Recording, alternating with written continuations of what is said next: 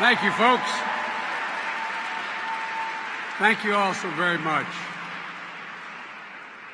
Bill has been not only has he supported me, he's been a friend, and I must say very bluntly, a confidant for the bulk of my career, and I truly appreciate it. And Jeremy, Mr. President, I should say, thank you for shepherding what I believe to be as a critical organization. And I'm so is Mort Halpern here? I can't see with these lights on, but Mort Halpern, hey Mort, it's good to see you, buddy. I always embarrass Mort by saying this. For all those years that I chaired the Judiciary Committee or was the ranking member, I would sometimes find that almost every group, even the groups that supported me wholeheartedly, occasionally had a notion that I was taught in my scholastic education to reject. I was taught that the ends never justify the means, and everyone would talk about the means, but many times violate it. One of the things that Mort did, he ran an organization that I feel very close to, the ACLU at the time, and I have to say, the only truly, completely, absolutely, thoroughly consistent person I've ever dealt with in terms of his principles is Mort Halpern. He never.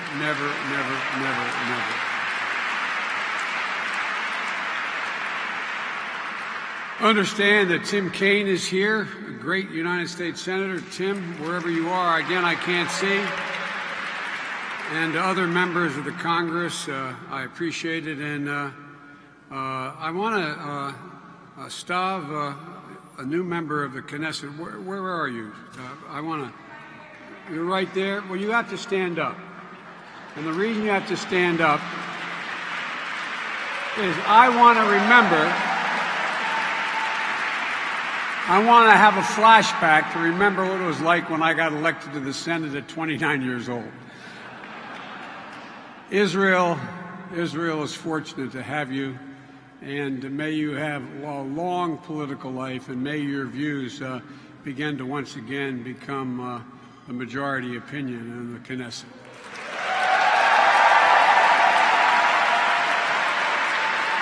Ladies and gentlemen, it's great to be back at J Street. I'm here first and foremost, and I mean this sincerely, to say thank you. Thank you for the support that so many of you have privately, including the honorees tonight, who have given me my whole career. But thank you for supporting the Obama-Biden administration during the past 7 years. And for all the work, and I don't mean getting us elected, many of you did do that, but beyond that, I really mean this. For all the work you did to be the voices of reason on so many extremely controversial issues, for all the work you do across the country. And that extends to the full range of causes that we all believe in as Americans, and the community here in particular. Expanding access to health care, fighting inequity, and extending basic protections to more people, rebuilding a fundamental economic bargain for all Americans. And this organization's very existence proves that there's no contradiction between being progressive and being pro-Israeli.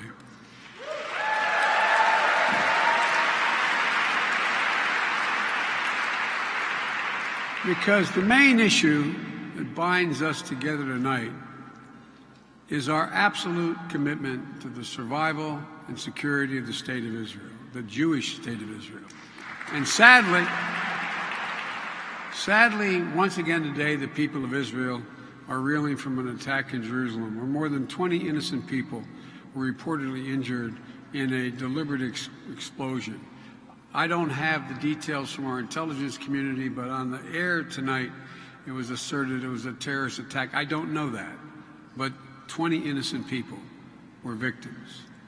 Authorities are still investigating what happened, who's responsible, and I don't want to say too much about it tonight till we have more information, but let me unequivocally affirm that the United States stands by our ally Israel.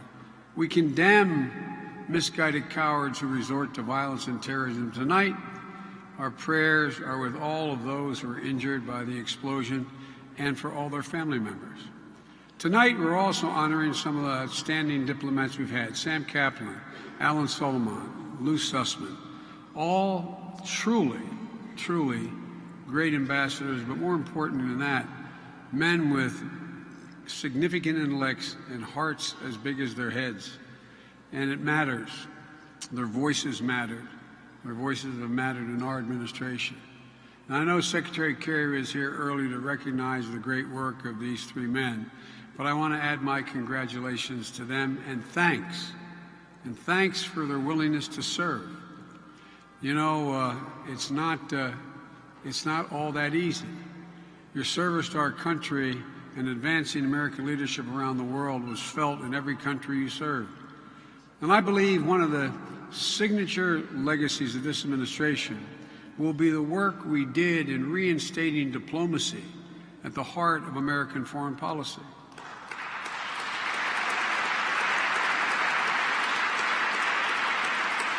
Without painstaking diplomacy, we wouldn't have reached the deal that has peacefully removed one of the greatest threats to the security of Israel, the threat of a nuclear-armed Iran. And you deserve great credit for that. You in this audience, this organization.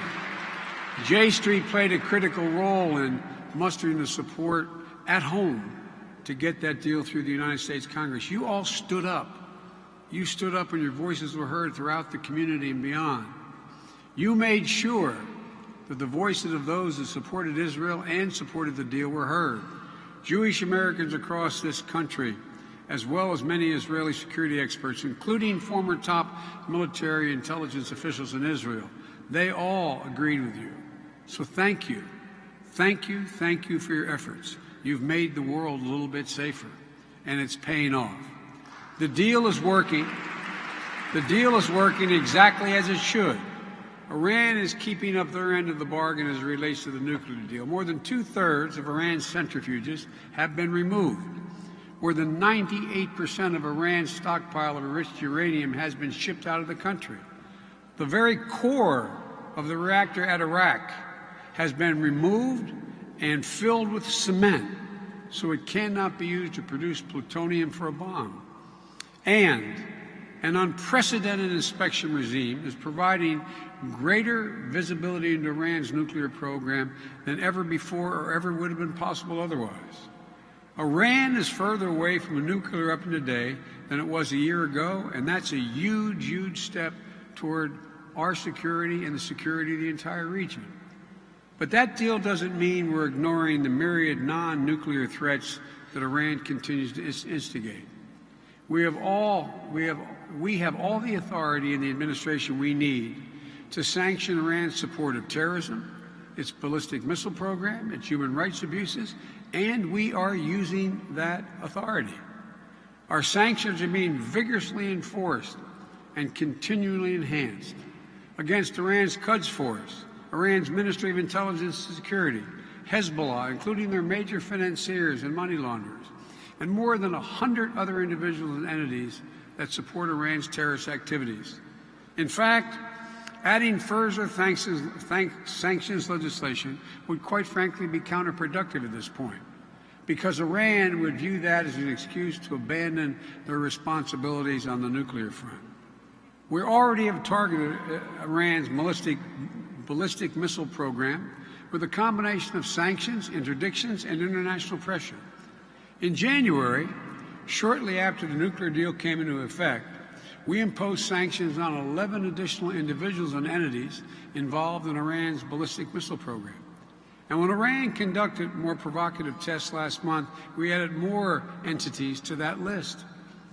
By raising the cost of Iran's intransigence and making it harder for Iran to obtain components it needs, we've significantly degraded the threat from their most dangerous medium and long-range missile systems.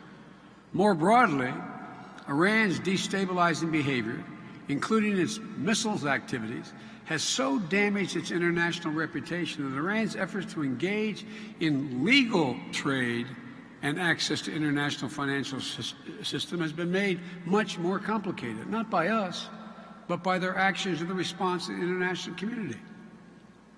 And sanctions are just one tool we use. Together with our partners, we prevent Iran from shipping weapons to militants across the region. Last month, U.S. naval forces participated in 3 international actions that seized shipments of illicit arms from Iran bound for Yemen. So while our nuclear deal has opened up space for hard-nosed diplomatic engagement around some areas, Syria, for example, we're keeping pressure on Iran for all its destabilizing activities. We're doing no more than we promised we'd do and no less than we promised we'd do. And Iran understood exactly what they were signing. Of course, Iran is not the only threat to Israel's security. Israel endures terrorist attacks and provocations from groups along their borders. In recent months, we've seen an unprecedented wave of stabbings targeting innocent civilians. During my visit last month to Tel Aviv, while I was speaking to former President Shimon Peres, who I really admire, at his Peace Center, almost a dozen people were stabbed by Palestinian terrorists on the Jaffa Walk, less than a couple miles from where I was meeting. An American was killed, an Army vet of both Afghanistan and Iraq. No matter what legitimate disagreements the Palestinian people have with Israel, there is never a justification for terrorism. And no leader should fail to condemn as terrorists those who commit such brutalities.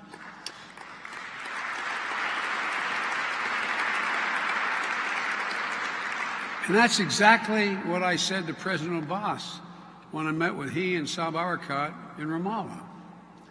President Abbas now, though, has come along and made some important comments after that meeting about his commitment to nonviolence.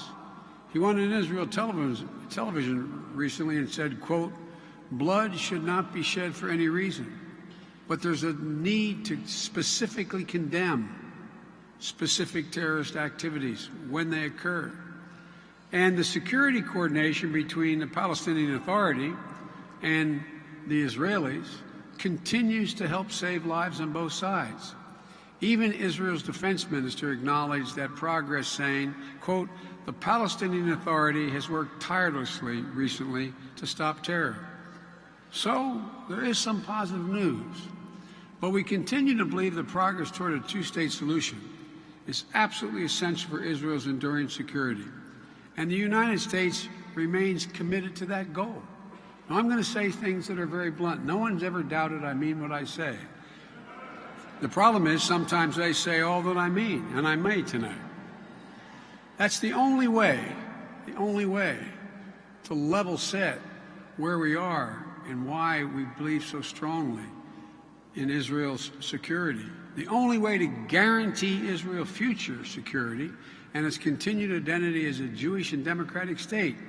It's the only way to ensure the dignity of the Palestinian people and provide for self-determination they deserve, a two-state solution. There is no other alternative. There is none. Unfortunately, after a long and very, very candid meeting with Israeli leaders as well as Palestinians, I'm sorry to say I didn't come away from my recent meetings with either Prime Minister Netanyahu or President Abbas feeling encouraged about the prospects of peace in the immediate future. There is, at the moment, no political will that I observed among Israelis or Palestinians to move forward with serious negotiations. The trust that is necessary to take risks for peace is fractured. It's fractured on both sides. In my view, everyone has a moral obligation to combat the inflammatory rhetoric that incites violence or dehumanizes the other side. Both sides have to take responsibility for counterproductive steps that undermine confidence in negotiations. When the Palestinian Authority pursues a one-sided effort in international organizations or attempts to join the International Criminal Court, those are damaging moves that only take us further from the path to peace. On the other side, as you well know, and as my friend has laid out, I have opposed settlements for more than 3 decades. because I believe it is counterproductive for Israel's security. Some of you, none of you women are old enough, but some of you men are old enough to remember my getting into a shouting match with Menachem Begin in 1982 when he was addressing 75 American senators in a closed session. I believed then, as I believe now, that settlement policies are hurting support for Israel and moving us further away from a two-state solution. At the time, in '82, the New York Times called my exchange with Menachem Begin the bitterest exchange of a highly emotional confrontation. And I firmly believe that the actions that Israel's government has taken over the past several years, the steady and systematic expansion of settlements, the legalization of outposts, land seizures, they're moving us, and more importantly, they're moving Israel in the wrong direction. They're moving us toward a one-state reality, and that reality is dangerous. That reality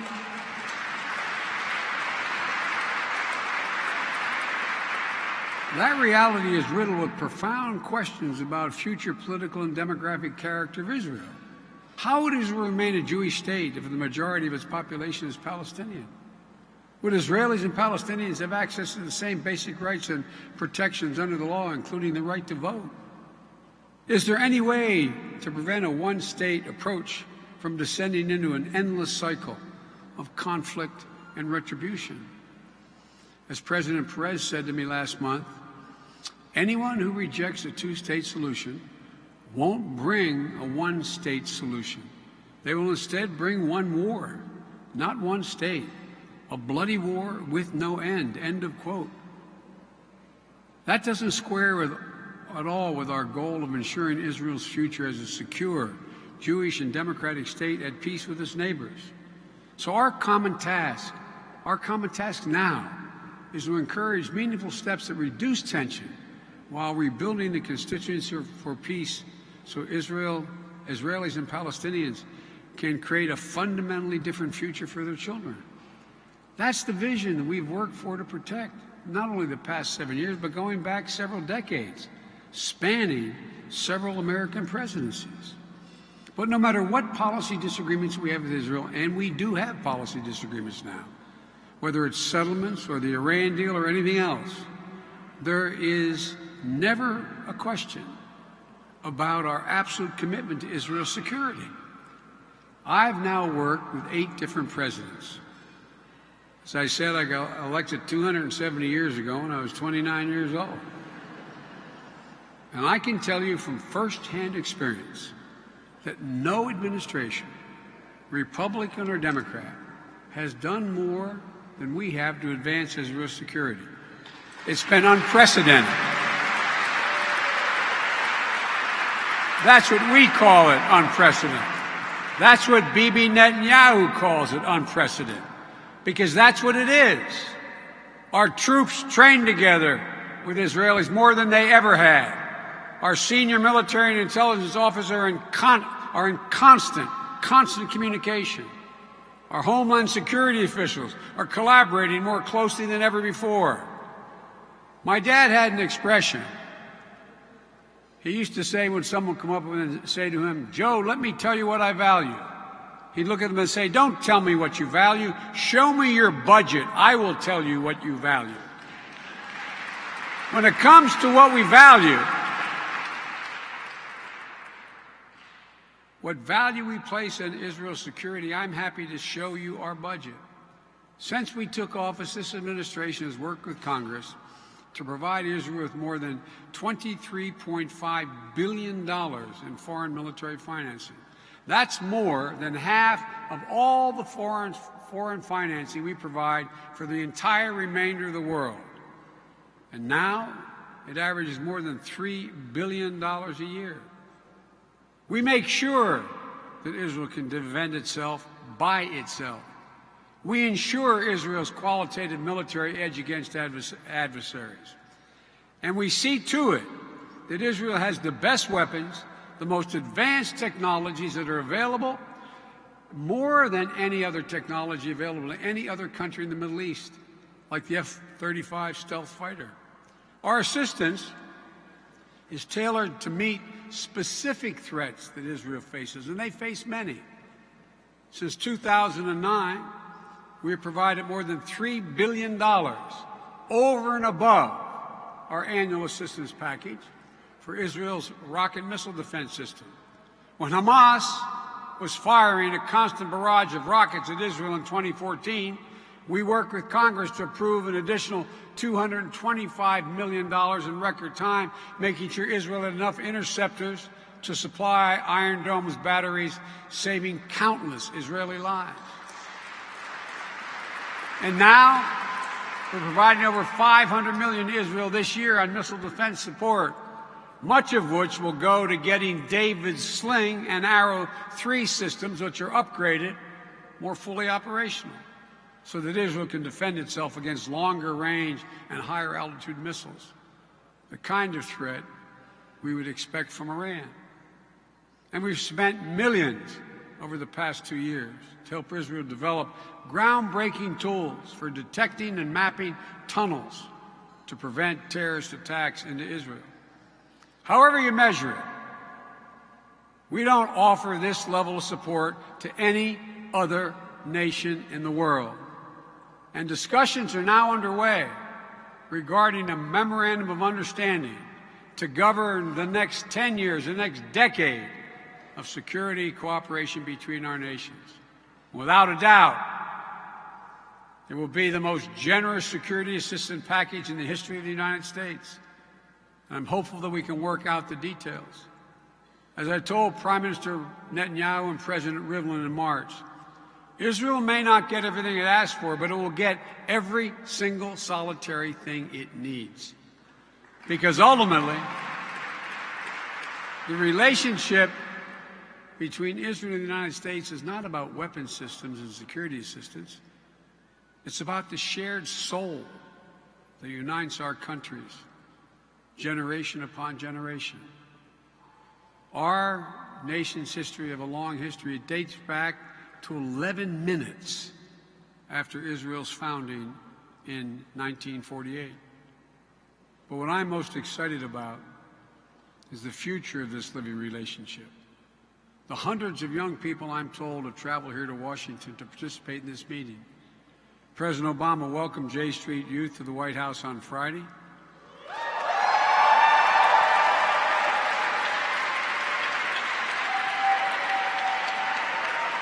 I'm sorry I wasn't there, but the president had me working out of town. I understand there are about 100 or more of you here tonight. You are, and I mean this sincerely, you are helping to lead the movement on campuses across the country to speak out against the anti-Semitism and reject the efforts to delegitimize Israel. Anti-Semitism is once again rearing its ugly head in Europe. I remember toward the end of my term as chairman of the Foreign Relations Committee, it was thought I was being provocative by holding hearings on the growth of anti-Semitism in Europe. It's happening. It's occurring. And every single time it rears its ugly head, we have an obligation to speak out, call it out, and end it. I know for you young people it can be hard sometimes. I know you take criticism for pushing back against calls to boycott, disinvest, or sanction Israel. One of the things we've done most to protect Israel that goes unnoticed, we at every single juncture have moved out against any and every attempt to delegitimize Israel on the world scene. But never doubt that we support you, but more importantly, we need you. Your generation will infuse new energy into the relationship between our two great nations. Your support for the resolution of the Israeli-Palestinian conflict gives me hope, and I think gives every other senior member here in this organization hope. And the commitment you're making to Israel is going to carry forward our sacred obligation, undimmed by time. A lesson I learned, as many of you know, at my father's dinner table, where we gathered to talk and incidentally eat. My father could never understand back when I was a kid in grade school, talking about why there was a debate about establishing the nation of Israel. My father was the one who educated me on the Holocaust. He was not a college-educated man, but he was extremely well-read. The first time I heard the phrase "never again" came from my father's lips. Israel. Israel must always exist because it's the only ultimate guarantor of security of Jewish people world over. It's a simple proposition. As I said, that's a lesson I learned a long time ago. It's a lesson that I've striven to bring home to each of my children and my grandchildren. I know my friends who received their awards tonight know, because from the time when each of my children reached the age of 15, I put them on a plane and I took them with me. And the first stop we made individually, Bo, my deceased son, Hunter, my son who's a year and a day younger, my daughter who was 11 years younger. The first stop was Dachau. Nowhere else. We flew directly to Munich and went to Dachau and spent a day there. Some thought it was harsh, but I thought it was necessary. I've taken my eldest granddaughter, who's about to graduate from Penn this year. My number 2 granddaughter is a junior in high school here, Finnegan Biden. I've taken my granddaughter Maisie, who is 14 years old. And recently, I took Bo, my deceased son's 2 children, ages 10 and 12, with me on a trip to Israel because I wanted them to feel it, taste it, smell it, feel it, understand it. And there's no better way than seeing it, even when you're 10 and 12 years old. I want each of my children to know what you young people in here know and are talking about with your colleagues, both Jewish colleagues and non-Jews. From an early age, to understand what's at stake. To understand, not just in their heads, but with their hearts as well. I want them to be part of an unbroken chain linking together Israel and the United States as this organization has continued to do at times when it may be difficult to see the way ahead, when the path to peace is shrouded from view, as it is now. That's what we need. We need you more than ever. That's when it becomes all the more important to remember the great Jewish injunction, Tikkun Olam, heal the world. Ladies and gentlemen, I've told this before and I'll tell it again. I was a young senator, and after the Six-Day War, I went to Egypt and then to Israel. For some reason, that was allowing me to go to the Suez Canal, which had been closed. And after that, I then flew to Israel. They allowed me to fly, which that's not usually what happens. And I met with Golda Meir, and I sat in her office with a young man sitting to my right, a fellow I got to know pretty well. His name was Rabin, a future prime minister. And those of you who knew Golda know she chain smoked all the time. And when you're in her office, she had a bank of maps behind her, like in a high school geography course. And she'd keep flipping the maps down and pointing out where this battle took and how many Israelis were killed here and when the Six-Day War, when the moves were taken, etc. And I remember saying to her that I thought that the Egyptians were getting ready to attack again, but no one in our organization thought they were. But when I went out to the Suez Canal, I could see what looked like giant dust storms, they kept telling me. But it was all to one side. It was all to the south. It turns out, accidentally, because when you know nothing, sometimes you're better off, it was the Egyptians maneuvering in the desert, getting ready for the Yom Kippur War. And I sat there, and all of a sudden she looked at me and she said, "Senator, would you like a photo opportunity?" I looked at her, I said, "Yes, Madam Prime Minister." And many of you have been in the Prime Minister's office. We get up and there's sort of an internal hallway. It's a rectangle. We walked outside and there were a bevy of reporters with cameras and a few television cameras. No statements made. She and I standing there, looking straight ahead, and a photo opportunity.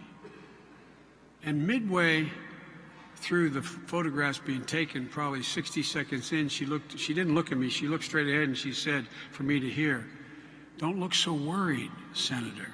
She just told me how 60 million Arabs were going to push 6 million Jews into the sea. And she said what I thought she said only to me, but she said apparently hundreds of times. She said, "We Israelis have a secret weapon in our battle with the Arabs." And I turned thinking she was about to tell me about some nuclear program or something. And she, looking straight ahead, continued, she said, "We have nowhere else to go. We have nowhere else to go." In a literal sense, that's not true for every Israeli. But in a larger sense, it's absolutely accurate. So we have an overwhelming obligation, notwithstanding our sometimes overwhelming frustration with the Israeli government. We have an obligation to push them as hard as we can toward what they know in their gut is the only ultimate solution, a two-state solution. At the same time, be a guarantor, an absolute guarantor of their security. Because we are Israel's maybe not only friend, but only absolutely certain friend. That won't change. That won't change. It's not only a moral obligation, but I get in trouble for saying this, but I've been saying it, I'm going to keep repeating it. Were there no Israel, we'd have to invent one to secure our own interest in the region. Imagine the region without an Israel. Imagine. Look what's happening in Egypt. Nothing to do with Israel. In Syria, Iraq, Lebanon. So, ladies and gentlemen, we've got to make sure that our friends in Israel know that we're our friends, but we also have to make sure they understand that we understand. We understand where the ultimate solution lies. I thank you for all that you do. I thank you for your willingness to speak up. I thank you for your willingness to challenge orthodoxy, because the present course Israel's on is not one that's most likely to secure its long-term existence as a Jewish democratic state, and we have to make sure that happens. Thank you all so much for listening.